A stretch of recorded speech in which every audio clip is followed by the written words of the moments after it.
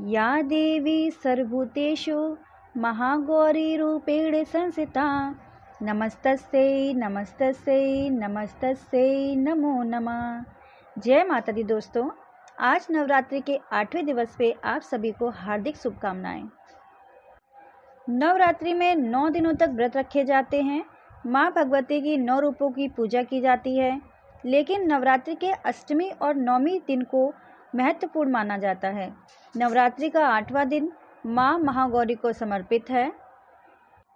गौर वर्ण होने के कारण माँ महागौरी के नाम से जानी जाती हैं और माँ की 8वीं शक्ति महागौरी के रूप में पूजी जाती हैं। शारदीय नवरात्र अंतिम पड़ाव पर है और आज माँ दुर्गा की 8वीं शक्ति महागौरी की पूजा की जाएगी। नवरात्रि के 8वें दिन की पूजा का विशेष महत्व है। इस दिन कन्या पूजन भी किया जाता है। माता के कुछ भक्त जो पूरे 9 दिन व्रत नहीं रख पाते, वे प्रतिपदा और अष्टमी तिथि को व्रत रखते हैं। देवी भागवत पुराण में बताया गया है कि 8वें दिन की पूजा माँ दुर्गा के मूल भाव को दर्शाता है और महादेव के साथ उनकी अर्धांगिनी के रूप में महागौरी सदैव विराजमान रहती हैं। इसलिए माता का एक नाम सेवा भी है। महागौरी की पूजा करने से सोम चक्र जागृत हो जाता है और इनकी कृपा माँ से हर असंभव कार्य भी पूरा हो जाता है।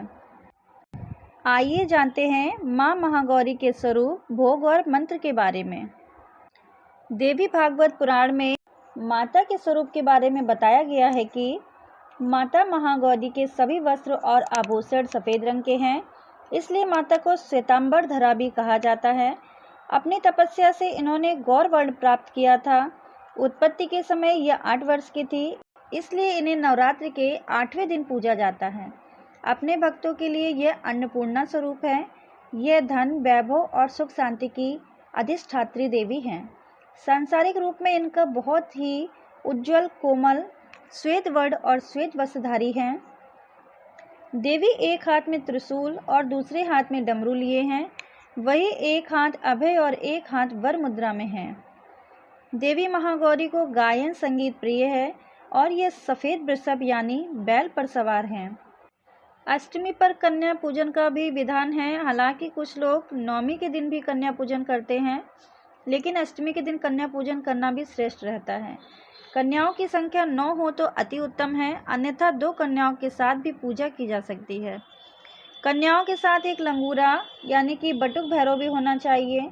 कन्याओं को घर पर बुलाकर उनके पैर धुलाकर कुमकुम का टीका लगाएं और फिर पूजन में कन्याओं को हलवा, चना, सब्जी, पूड़ी आदि चीज़ें खिलानी चाहिए और सामर्थ्य के अनुसार दान दक्षिणा भी देना चाहिए। इसके बाद पूरे परिवार के साथ चरण स्पर्श करें और माता के जयकारे लगाते हुए कन्याओं का विदा करें। महागौरी की पूजा विधि के बारे में बताया गया है कि नवरात्रि की अष्टमी तिथि की पूजा भी अन्य तिथियों की तरह ही की जाती है। जिस प्रकार सप्तमी तिथि को माता की शास्त्रीय विधि से पूजा की गई है, उसी तरह अष्टमी तिथि की भी पूजा होगी। इस दिन देसी घी का दीपक जलाते हुए माँ के कल्याणकारी मंत्र ओम देवी महागौरी नमः मंत्र का जप करें और माता को लाल चुनरी अर्पित करें। इसके बाद रोली, अक्षत, सफ़ेद फूल, नारियल की मिठाई आदि पूजा की चीज़ें अर्पित करें। अगर आप अज्ञारी कर रहे हैं तो रोज की तरह लौंग, बतासे, इलायची, हवन सामग्री आदि चीज़ें अर्पित करें। इसके बाद कपूर या दीपक से पूरे परिवार के साथ महागौरी की आरती करें और माता के जयकारे लगाएं। इसके बाद दुर्गा मंत्र, दुर्गा चालीसा, दुर्गा सप्तशती आदि का पाठ करें और शाम के समय भी पूजा करें। महागौरी का मंत्र है श्वेते विशेष मारूढ़ा श्वेतांबरधरा शुचिः महागौरी शुभम दधान महादेव प्रमोददा या देवी सर्वभूतेषु माँ महागौरी रूपेण संस्था नमस्तस्यै नमस्तस्यै नमस्तस्यै नमो नमः। नवरात्रि के 8वें दिन महागौरी को भोग में नारियल अति प्रिय है, या फिर नारियल और चीनी की बनी मिठाई चढ़ाने से माता प्रसन्न होते हैं। आप नारियल की बर्फ़ी या लड्डू बनाकर माँ को अर्पित कर सकते हैं।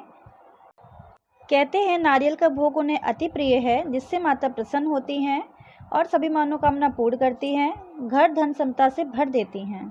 आइए अब सुनते हैं महागौरी की कथा। पौराणिक कथा के अनुसार माँ दुर्गा के 8वें स्वरूप महागौरी को लेकर 2 पौराणिक कथाएं प्रचलित हैं।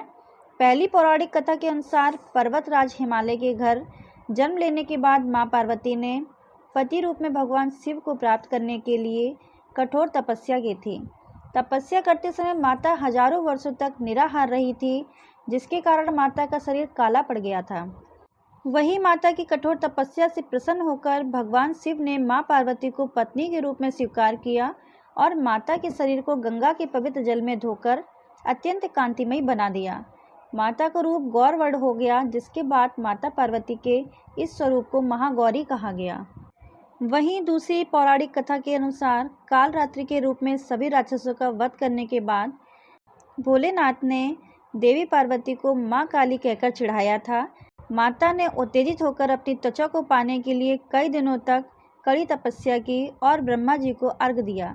देवी पार्वती से प्रसन्न होकर ब्रह्मा जी ने हिमालय के मानसरोवर नदी में स्नान करने की सलाह दी। ब्रह्मा जी की सलाह को मानते हुए मां पार्वती ने मानसरोवर में स्नान किया।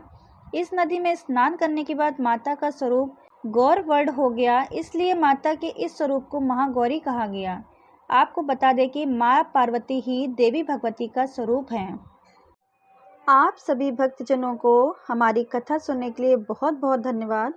अगर ये कथा पसंद आई हो तो प्लीज़ हमारे चैनल को लाइक करिए, सब्सक्राइब करिए, शेयर करिए और कमेंट करना ना भूलें।